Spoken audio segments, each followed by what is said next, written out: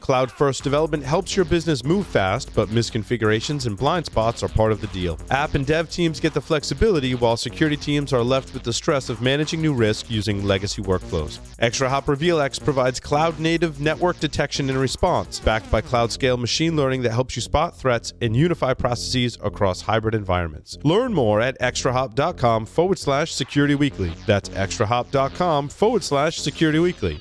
Keep your company and products relevant, competitive, and reliable by standardizing your security framework to protect intellectual property, become a reliable business partner, and guard financial and customer information. Standards Connect is an online standards management solution from ANSI. It's Standards Access Simplified. Standards Connect is a cost-saving, fully customizable solution for entrepreneurs and companies that spend $2,000 or more per year on standards and want to translate spend into a subscription model, want to simplify access, search, monitoring, and collaboration, or need a centralized hub of standards for multiple users at one or more locations. Get a free trial at securityweekly.com/ANSI. That's /ANSI.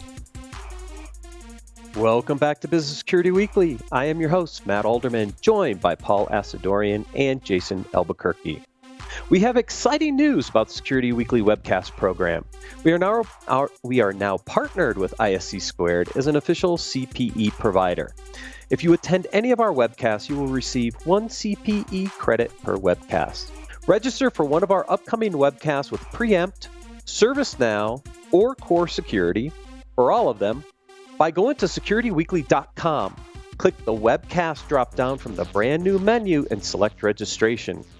If you've missed any of our previously recorded webcasts, you can find them in our on-demand library, again, by selecting On Demand from the webcast drop-down in the new menu. We also have exciting news about our programming. Starting this quarter, Security Weekly is starting a new podcast called Security and Compliance Weekly, which we rolled out last week, and it will focus on the integration of security and compliance.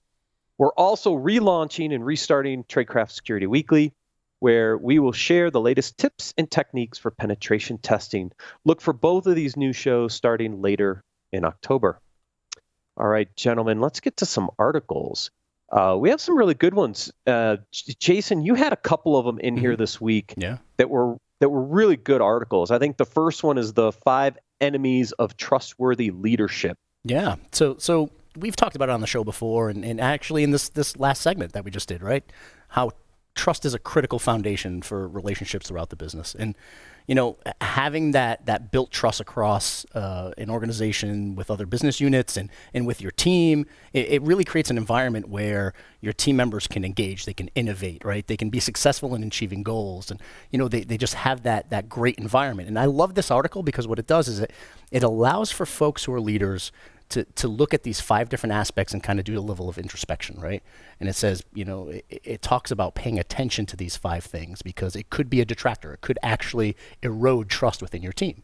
So I liked it because it's prescriptive. It teaches you things you can look out for, that you can proactively try to make sure you're not doing.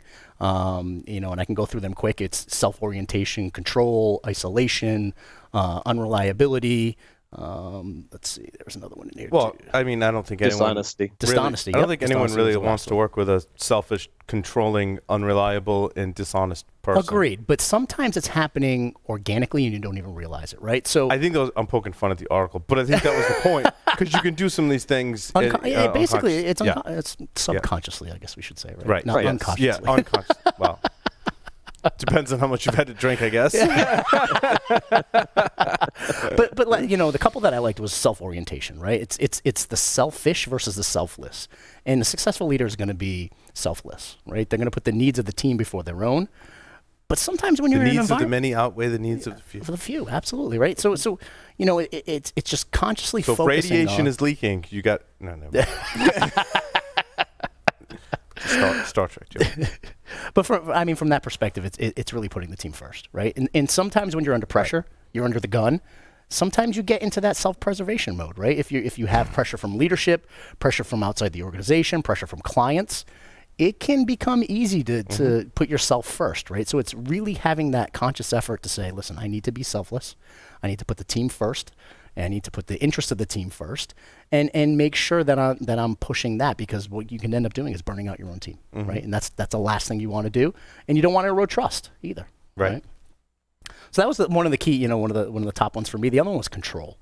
And I know a lot of folks in technology, especially once you get up to the leadership side of the aisle, you kind of still like to keep that control in what you're doing. Mm-hmm. Do you know what I mean? You want to make sure things are going your way, the way that you like to see it, and letting loose of the control of the execution is sometimes hard, right? I think it's one of the most common mistakes and things that people struggle with. I agree. And it's off this list, I would say control. Yeah, right. Control. Because we've been groomed to kind of take control of things, right? And really build solutions and build strategies and really take the reins. As you progress as a leader, you got to learn to let You have to let it go, right? And one of the things I had done fairly early in my career when I became a leader, and I think, honestly, I think military kind of helped with this. Yeah. Because they build that level of environment where you have to kind of let loose a little bit and let the troops take a little bit of that control over. That's one thing I had to make a conscious decision of. Listen, I'm going to let go of my engineering skill set a little bit and give the reins over to my staff and kind of let them run. And what's hard is you're still responsible. Exactly. It's the leader. That's it. That's the hard part. But that's the blessing and the curse of leadership. Yep. Right? You have to be accountable when things don't go right, but you also have to let loose of some of that control and allow your team. You hired your team for a reason. Right. You need to be able to trust them to get the job done. Otherwise, you shouldn't have hired them. Right. Agreed. At the end of the day. And I like how this article actually ties into the third article. I'm going to skip number 2 for a second. And that is the highest performing teams have these 4 mindsets. Right. And we just talked about them in the previous article, right? Teams need clarity above all else. They need to embrace conflict in order to grow. They thrive on trust. And high-performance teams lead themselves, which means they control their own destiny, right? We just talked about 2 of these in that previous article. Yeah, and I mean, at the end of the day, we're in an environment where, transformation and technology is growing so fast that we have to have these tight-knit teams. We don't have a choice these days because things are moving so quickly. You have to be flexible. You need to be able to respond quickly. And if you don't let loose of some of that control and allow your team to go out there and innovate, you're not going to be successful, right? Your organization's just not going to be successful. But the key, especially in this article, is your team needs to know why they're actually doing what they do. Yeah, they need to know the reason why, right? So that's the first piece of it. They need mission and goals and clear goals and objectives. 100%. Right? And then you don't need to bombard them with meetings all the time and such. Right? That's why I like number 4. Yep. Lead themselves. Right? Yeah, 100%. Because let's face it, nobody likes meetings. No. Nobody likes meetings. And there are so many meetings that I go to where I say this could have been handled over a phone call. Yeah. Legit, we could have had a 15-minute phone call, figured out the solution, and gone on with our day. Right. And I think the other missing piece here that a lot of people don't realize is actually a benefit is conflict is okay. Innovation comes out of conflict and disagreements and negotiation. That's a good thing. As long as it's controlled and it doesn't get out of hand, right? And you as the leader kind of have to set that example of having value-add debate within your organization. It's going to lead to innovation. So allow it to happen. Allow for those things to progress. Because as a leader, you can learn things. Well, because I think instinctively when you're first put into that leadership role, and I've seen this both in my own experiences as a leader and, working for others, is that you tend to, when there's conflict, shy away from it. Right. And I think embracing conflict is not waiting until someone comes to you and saying, like, I don't agree with our direction. I don't agree with the perspective we have on this project or whatever the technology we're using or whatever, right? And sometimes leaders will let that fester. Like, I've been working on teams and I think now I look back on it, they knew maybe that I didn't agree with the direction, but the best leaders would come to me before I said anything and be like, what do you think of this? And just kind of sense that, and I'm sure you do this, and I know both of you do this too, right? You kind of sense that someone doesn't agree just by subtle cues they give. 100%. And just go to them. I want to know your thoughts. Yeah. Right? Yeah. Don't hold back. Let's. Right. I would say for leaders, one of the best things you can do is study emotional intelligence. Yeah. Being able to read people, right? Being able to know when something's happening, know when something's wrong. That's one thing when, because most of the time that team member's on something because they're the ones in the trenches. Absolutely. And when they're on something, you want to hear it. And it's as simple as, hey, is everything okay? Yeah. right? It's that conversation. Is everything okay? Well, let's talk about it. Let's have a conversation. And sometimes it could just be a level of clarity because their perspective may be different than other people's perspectives or your perspective. And if you can give them that level of clarity, it could solve the problem right then and there because they understand the mission. They understand the reason and why. And oftentimes you find you take a piece of that and you're like, yeah, that's something I need to go fix. And you go back to management or the customer 100%. and you're like, okay, no. Right. 100%. And that's the other side of it. Right. If they come to you with a problem and you realize, wow, this really is a problem and I was blind to it, it was a blind spot for me, that's incredible on the staff member. Number one, you should be praising that staff member for raising it. And then it's something you can take to the business. And typically what I like to do is I like to, if someone raises something of that level of criticality where I have to take it to the leadership of the business, I make sure that I'm telling the other leaders throughout the organization who actually found the issue. Right? I'm not going to take the credit for that. It's my team member. They deserve to get that level of recognition, 100%. Yeah. This also ties into the innovation story, which is the one I skipped to go to the team one, which is 5 things leaders do that stifle innovation. And these 3 articles have a lot of intertwined components here in when we think about it. But things like unconscious neglect, right? Somebody isn't happy internally and you're unconsciously neglecting to go out and talk to them and understand what's going on and maybe make a change, right? It's being overprotective or overconfident in what you're doing. These things can stifle innovation.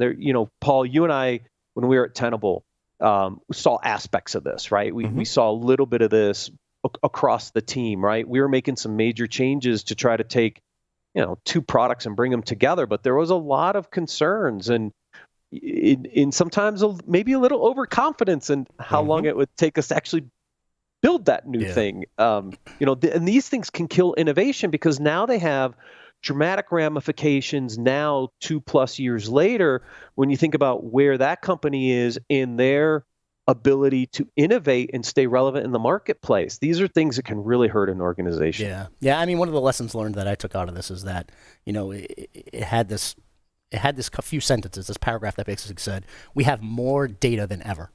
But business analytics and performance metrics are not enough to build a good team, right? It's not enough to take your organization to the top.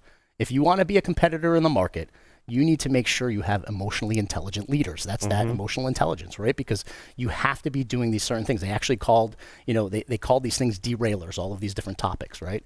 You don't want to have derailers running rampant through your organization. So focus on these things to make sure that you're creating these teams that are innovative and feel comfortable being innovative, right? Because as a leader, I want to make sure that I'm telling my team, number one, it's okay to go outside your boundaries. It's okay to get out of your lane if you want to focus on innovation. I actually force innovation time into my team's calendars. I ask them to set time aside, strictly focused on innovation. And number 2, it's okay to fail. It's okay. You can spend time on things. You can research things. You can build things. It's okay if it fails. Right. As long as it's in a controlled environment, it's not affecting our production systems, right? But I have to create an environment where they can fail, where they can test things out and allow them to fail. That's great. I had to bring in this remote worker's guide to work-life balance. I am a remote worker. I've been a remote worker since late 2008, early 2009. So I mean, I've been remote for a long time, and the article starts out by saying remote workers are typically more productive, 6 to 9 hours a day, versus people that are on-prem. And we can debate those numbers a little bit, but I know I'm highly efficient at home. I'm in my space. I don't have external distractions. I can just go. Yeah. But the challenge to that is sometimes you don't let go either. Right. And that's the big one with me is I'll just constantly work, right? Which is not a good work-life balance when you're home all the time. So this article points out a couple things to help with that balance. The first one is schedule out your week according to blocks, of course. If you think about my schedule, Paul's schedule too, we're each doing 4 podcasts a week now. So I've got to block out time for prep. I got all the time for the shows.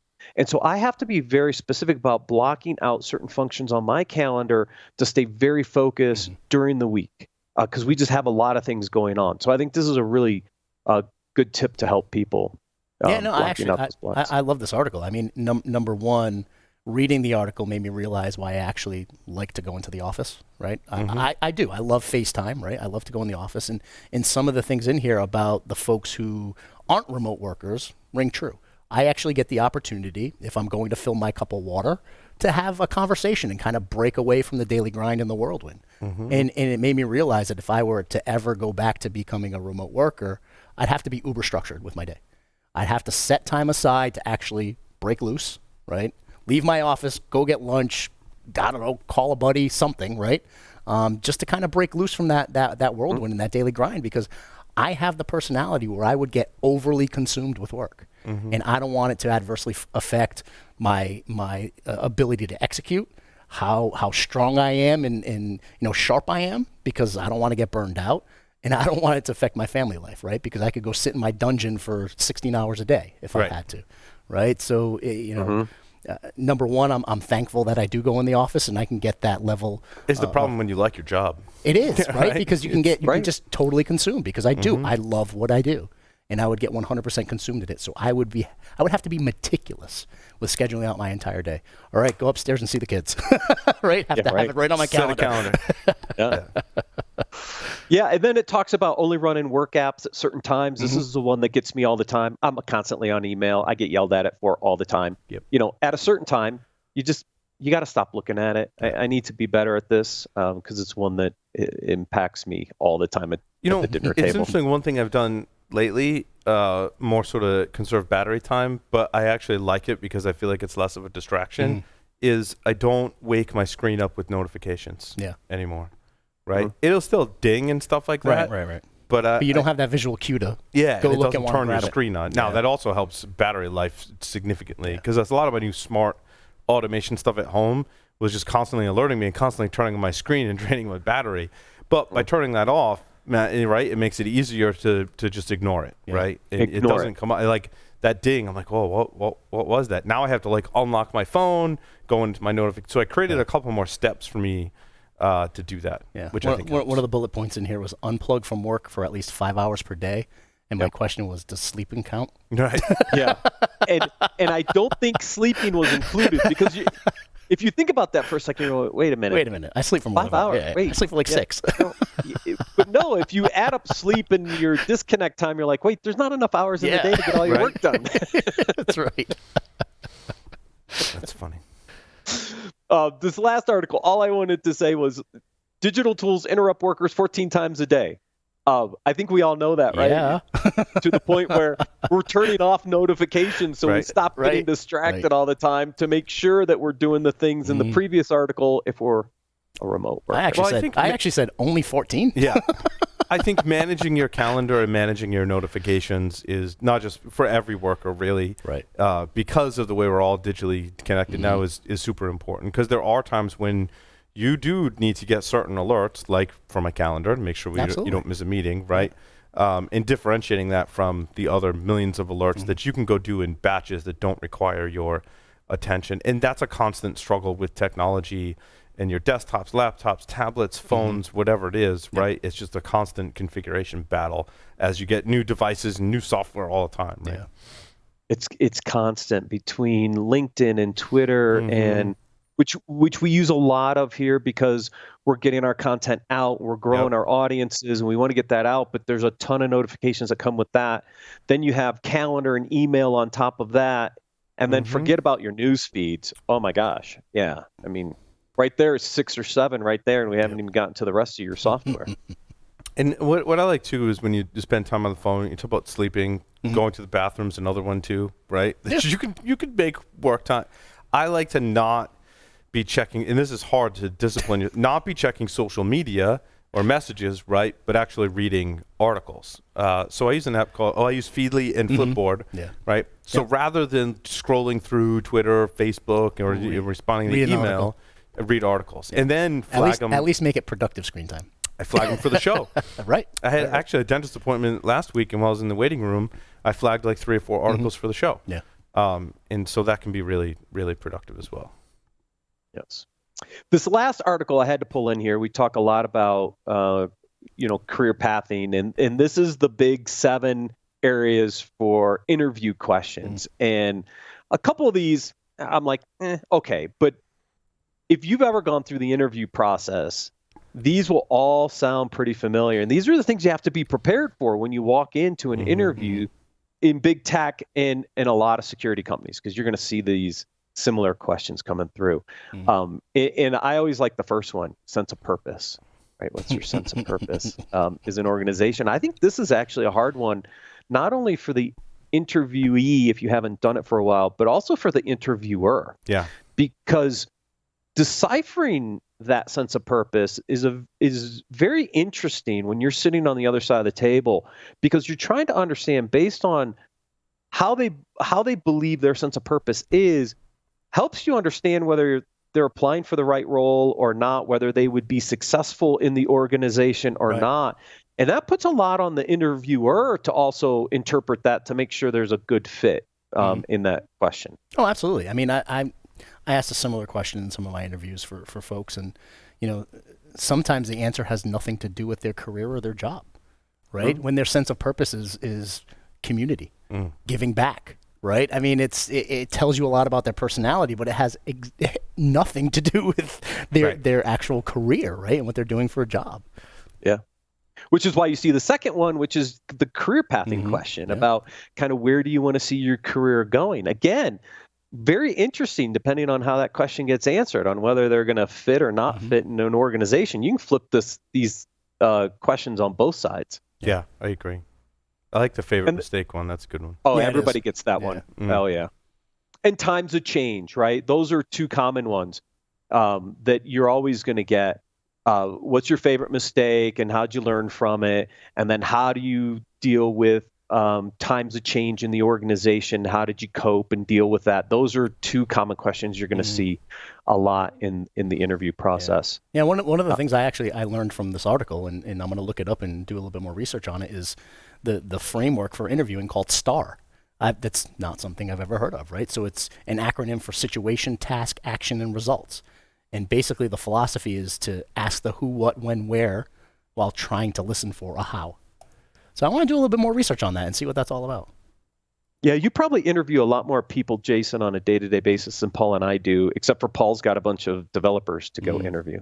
Yes, if you're a developer and you want to come work here, careers@securityweekly.com. We're accepting applications. Sign up now. Sign up now. Thank you, gentlemen, for joining me. Thank you all for joining us, and we'll see you next week on Business Security Weekly.